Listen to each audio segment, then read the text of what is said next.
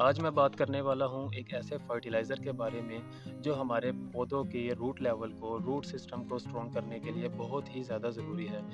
इस खाद के इस्तेमाल से पौधे का जो रूट सिस्टम है वो काफ़ी स्ट्रॉन्ग हो जाता है, काफ़ी पावरफुल हो जाता है और वो अच्छे तरीके से खुराक बना के पौधे को ट्रांसफ़र करती हैं। बाहर का मौसम जब शुरू होता है उसमें नई-नई पौधे की ग्रोथ शुरू होती है, नए-नए फूल आना शुरू हो जाते हैं, तो हमें अपने पौधों का जो रूट सिस्टम होता है उसको भी स्ट्रॉन्ग करने की ज़रूरत होती है ताकि वो अच्छे तरीके से न्यू ग्रोथ करे और अच्छे तरीके से उसके ऊपर ज़्यादा से ज़्यादा फ्लावरिंग हो।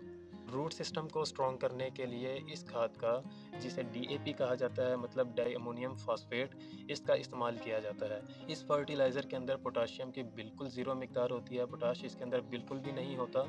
इसके अंदर सिर्फ 14% नाइट्रोजन और 46% फास्फोरस होता है। फास्फोरस से हमारे पौधे की जड़ें, हमारे पौधे का जो रूट सिस्टम होता है वो बहुत ज़्यादा स्ट्रॉन्ग हो जाता है, उसका फैलाव ज़्यादा हो जाता है और उसके अंदर काफ़ी पावर आ जाती है कि वो अच्छे तरीके से खुराक बनाता है। और ऐसी सब्जियां जो ज़मीन के अंदर लगती हैं, जैसे आलू ज़मीन के अंदर लगता है, गाजर ज़मीन के अंदर लगती है और मूली ज़मीन के अंदर लगती है, ऐसी तमाम सब्जियां जो मिट्टी के अंदर लगती है उनके अंदर भी डीएपी का बहुत ज़्यादा इस्तेमाल किया जाता है। ज़मीन की तैयारी करते हुए भी डीएपी का इस्तेमाल किया जाता है। जब ज़मीन को तैयार किया जा रहा हो, कोई नई फसल लगाने के लिए जो ज़मीन के अंदर लगती है, या ऐसी फसल लगाने के लिए जिसकी पनीरी ज़मीन में शिफ्ट की जाती है, या सीडलिंग करने के लिए ज़मीन की तैयारी की जाती है, तो उसमें भी डीएपी का इस्तेमाल किया जाता है ताकि हमारा पौधा जब अपना रूट सिस्टम स्ट्रॉन्ग करने लगे या रूट्स निकालने लगे तो उसके रूट्स ज़्यादा अच्छे और हेल्दी तरीके से निकले और वो ज़्यादा से ज़्यादा उसका फैलाव हो और वो अच्छे तरीके से खुराक बना के पौधे को ट्रांसफ़र करे। तो ऐसी तमाम सब्जियां जो ज़मीन के अंदर लगती हैं उनमें भी डीएपी का इस्तेमाल किया जाता है और जो हमारे हाउस प्लांट्स होते हैं या फलों वाले पौधे होते हैं, दरख्त होते हैं, उनमें भी डीएपी का इस्तेमाल किया जाता है रूट सिस्टम को स्ट्रॉन्ग करने के लिए।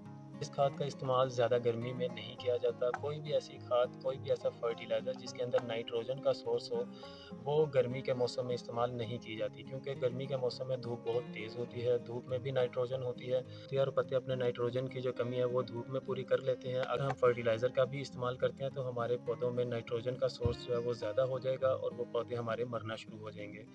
तो जैसे मई, जून, जुलाई के महीने में, इन 3 महीनों में गर्मी बहुत ज़्यादा होती है। इन 3 महीनों में इस खाद का इस्तेमाल या तो बहुत कम कर दिया जाता है या फिर बिल्कुल ही नहीं किया जाता। इस खाद को हम इस्तेमाल कर सकते हैं बाहर के मौसम में या विंटर सीज़न में। बाहर के मौसम में जब नई ग्रोथ शुरू हो रही हो, पौधे की नई ग्रोथ को बेहतर करने के लिए, उसके रूट सिस्टम को स्ट्रॉन्ग करने के लिए इस खाद को इस्तेमाल कर सकते हैं। और विंटर सीज़न में जो ऐसी सब्जियां जो ज़मीन के अंदर लगती हैं, जैसे गाजर को विंटर सीज़न में लगाया जाता है, मूली को भी विंटर सीज़न में लगा सकते हैं। तो ऐसी तमाम सब्जियां जो विंटर सीज़न में ज़मीन के अंदर लगती है उनमें भी हम इसका इस्तेमाल कर सकते हैं, लेकिन ज़्यादा गर्मी के मौसम में इस खाद का या एनपीके जो किसी भी रेशो में हो, चाहे वो 20-20 हो, चाहे वो 8-18-23 हो, चाहे वो 5-15-45 हो, उनका इस्तेमाल नहीं किया जाता।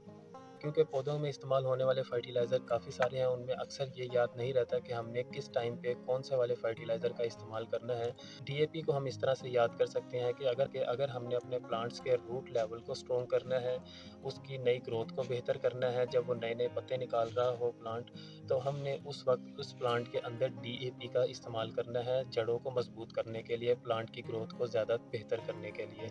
अगर आपने इसको गमले में इस्तेमाल करना है, गमले में अगर आपके हाउस प्लांट्स लगे हैं या सब्ज़ी वाले या फ्रूट प्लांट्स लगे हैं, तो आपको गमले में बहुत एहतियात के साथ इस्तेमाल करना होगा। अगर इसकी मिक़दार बहुत ज़्यादा आप कर देते हैं, तो उससे भी पौधे की जान को ख़तरा होता है और वो मरना शुरू हो जाते हैं। तो गमले के अंदर जैसे 18 इंच का अगर गमले में आपने लगाया, तो आप उसके अंदर 1 स्पून को भर के ऐड कर सकते हैं और अच्छे तरीके से गोडी करके पानी दे दीजिए। और अगर 18 इंच से छोटा गमला है, जैसे 12 इंच का गमला है, तो आप उसके अंदर हाफ़ टी स्पून का इस्तेमाल करें और अच्छे तरीके से पौधे की गोडी करके उसको पानी दे दें। इस खाद को ज़्यादातर ठंडे टाइम में दिया जाता है, या तो सुबह के टाइम पे आप इसको दे सकते हैं या शाम के टाइम में दे सकते हैं। दोपहर के टाइम में जब धूप ज़्यादा तेज़ हो, उस वक़्त इस खाद को नहीं दिया जाता। इस खाद को ठंडे टाइम में ही इस्तेमाल किया जाता है। ये थी आज की वीडियो डीएपी फर्टिलाइज़र के बारे में। उम्मीद करता हूँ आपको अच्छी लगी होगी। अच्छी लगी है तो चैनल को सब्सक्राइब कीजिएगा, वीडियो को लाइक कीजिएगा। मिलते हैं नेक्स्ट वीडियो में एक नए टॉपिक के साथ। जब तक के लिए अल्लाह हाफ़िज़।